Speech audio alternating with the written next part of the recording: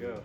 This ribbon cutting is unveiling more than just a new facility. It's also the beginning of a program to empower student athletes to achieve their potential both on the field and in life. The weight room projects have been really cool because of the impact they've made in these athletes' lives, not really on the field or on the court, but mostly in their personal lives and their self-confidence. Carolina Panthers wide receiver Adam Thielen's foundation donated the state-of-the-art weight room to help build muscle and character among student athletes. He's also committed $50,000 in scholarships over the next 10 years to support student-athlete leaders.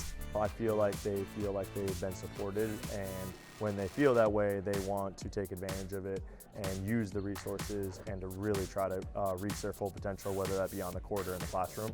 And I think the scholarships provide incentive to say, hey, if I can be that leader for my team, it'll give me more resources to help me impact me in the classroom. The weight room isn't just about lifting weights, it's about lifting each other up, pushing our limits, and building a community that values dedication and perseverance. And I think the kids are going to be proud of this room. They're going to be excited to come in here and work out, and that's what it's about. And so we thank the Adam Thielen Foundation for doing this for the Mallard Creek students.